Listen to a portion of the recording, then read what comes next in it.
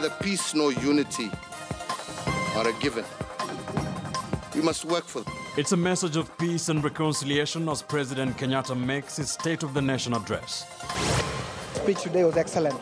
I must say excellent, particularly on the part of national reconciliation. He has not touched on the inclusivity of the youth.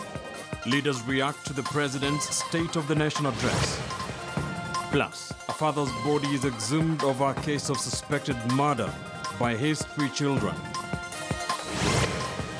And Mandera comes to terms with the devastation of the ongoing floods.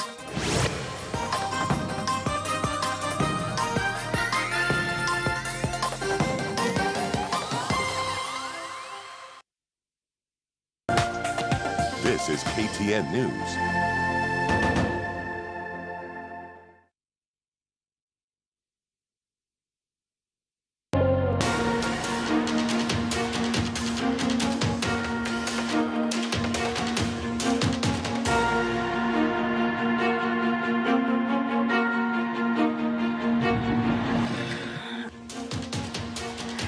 Welcome back. You're watching The Big Story with me, Sharon Momanyi.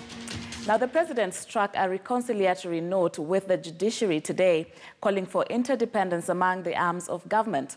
Last year, Mr. Kenyatta called the Chief Justice, David Maraga, and other Supreme Court judges as bandits after the court nullified the August 8th presidential election.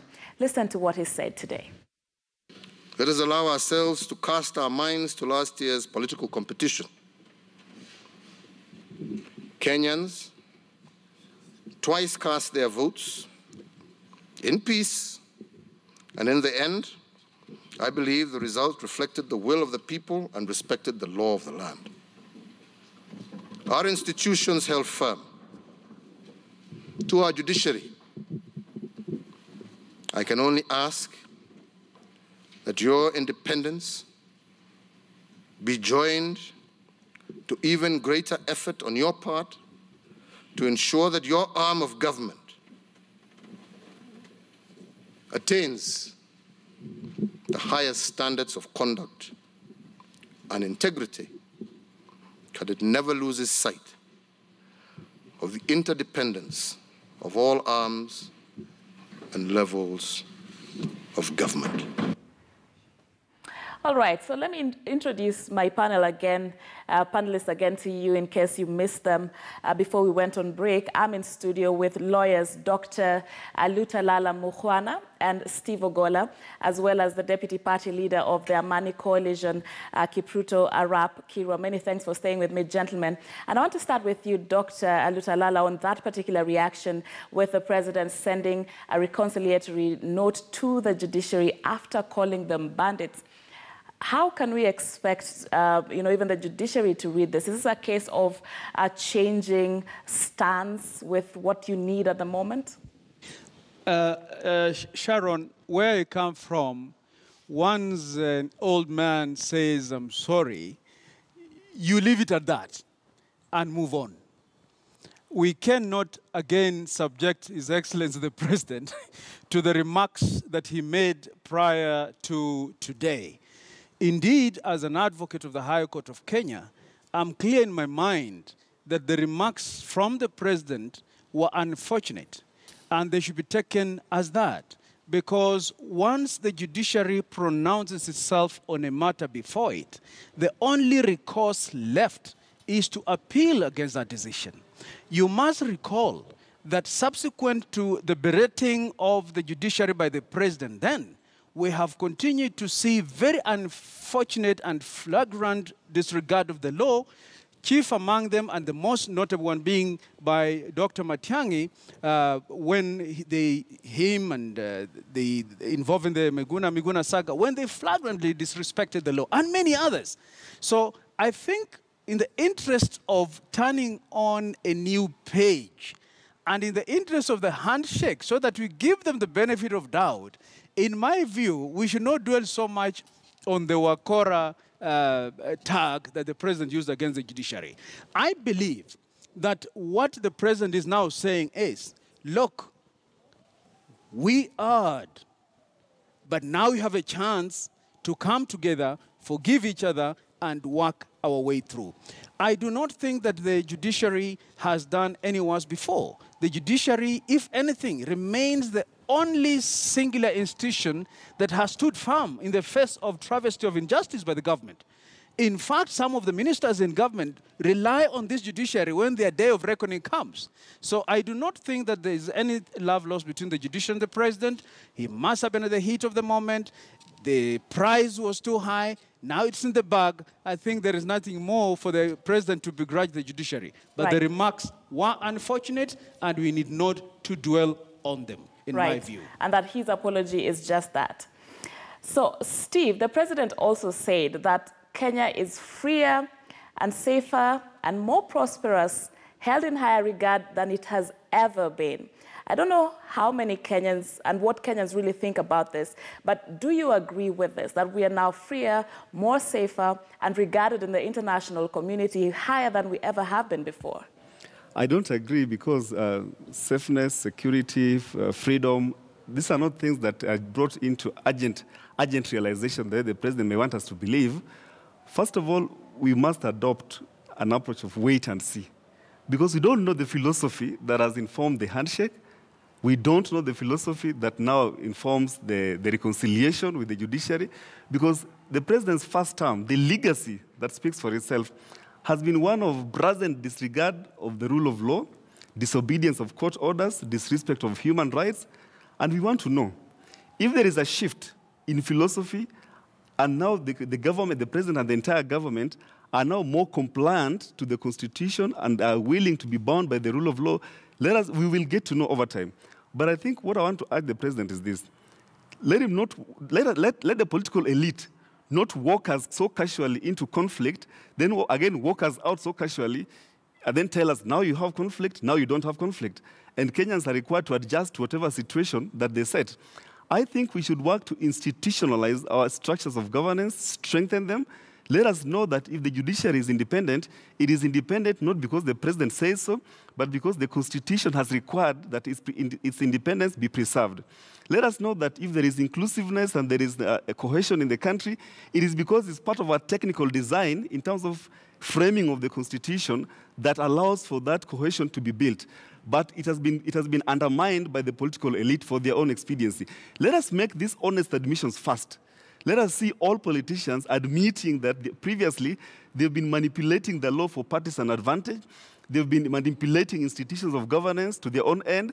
Once we see that honest admission, you see, Sharon, the thing is this. Even in church, for those who go to church, you must debate and you must soul search and say, I need a transformative approach. I need to change before you can answer to an altar call. But if you rush to the altar, surrender your life to Christ for purpose of argument, you will come out the same.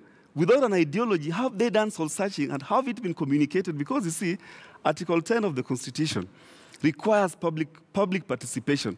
Some of the decisions that the president is making, however beneficial they may be, requires greater input from the public, and one way of capturing that input is not to sidestep key institutions of governance that are involved. For instance, if you want to talk about adherence to human rights and the rule of law, you must necessarily include Kenya National Commission on Human Rights.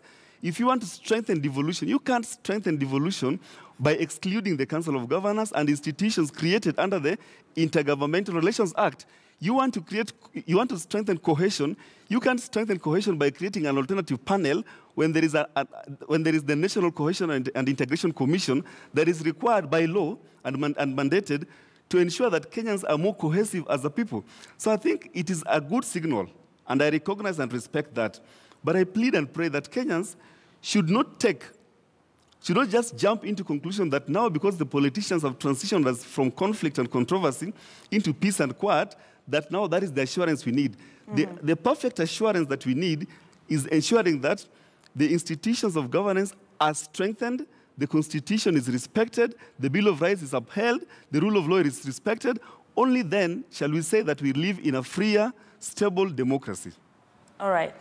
And Mr. Kirwa, just talking about how Kenya is regarded and, you know, the state of the country, even in the international relations, as we stay with that, we have seen we saw rather a protracted political period last time with a lot of protests, lives lost while at it, and even a period later on where a number of TV stations were shut down for a number of days. So just speaking about the state of democracy, the state of security even in the country, do you think it was a correct representation that we saw there by the president today?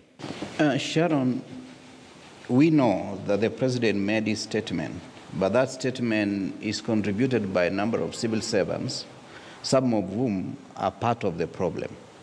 And therefore, the statement cannot be free from interference by the same civil servants who are making it impossible for the president to have his legacy determined by the way he wishes. Number two, the struggle among institutions since independence has been very common. At the beginning, it was all executive, almost directing the other two arms of government. Moi regime did the same.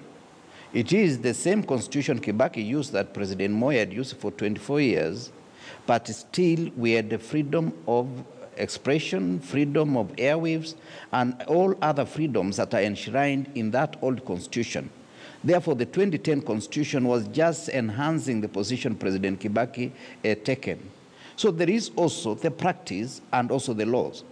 Now, the fundamental issue is that during President Kenyatta, the first term and this second term, he has enjoyed the numbers in parliament. And therefore, parliament has become a robot of the executive, and the only institution that is still standing on the way of total dictatorship is the judiciary. And this is therefore an issue for us Kenyans to interrogate and ask ourselves, where do we want to go? For me, I don't want to follow the advisory panel that was formed the other day, because advisory is advisory. You can take the advice or you can ignore it. And also, much more important is that the framework is going to be done by the two initiatives of the handshake. And it's for us as Kenyans to make a contribution, whether we are the youth, whether we are the politicians or intellectuals. We make contributions according to what we believe should be the future of Kenya.